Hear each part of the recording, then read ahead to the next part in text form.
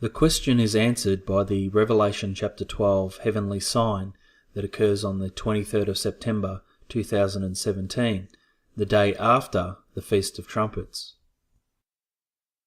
The arrangement of heavenly bodies on this day is a perfect match with verses 1 and 2 of Revelation chapter 12.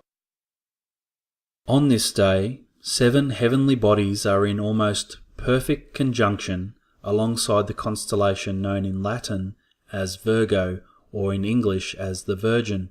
The moon is under her feet. She has just given birth to the king planet Jupiter.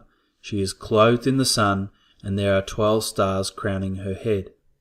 Revelation chapter 12 verses 1 and 2 says this, "And there appeared a great wonder in heaven, a woman clothed with the sun, and the moon under her feet, and upon her head a crown of 12 stars. And she, being with child, cried, travailing in birth, and pain to be delivered." Let me explain in more detail what you are looking at.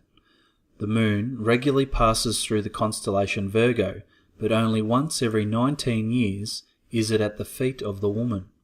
Jupiter passes through the constellation once every 12 years, but only once every 83 years does it via retrograde motion circle around in the Virgin's womb for a period of 42 weeks.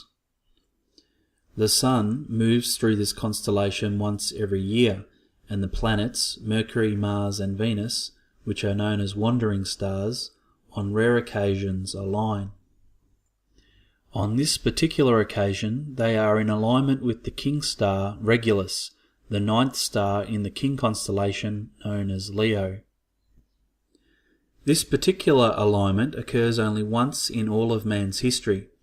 Using stargazing software, I have checked 6,200 years into the past and 1,200 years into the future, checking for the sign.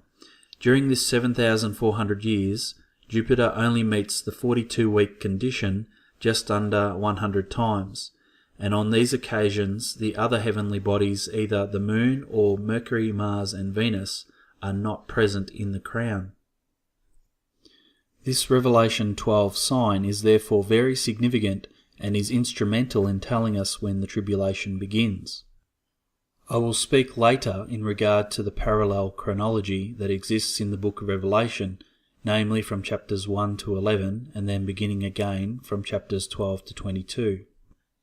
Let us now return to our timeline and significant events found therein.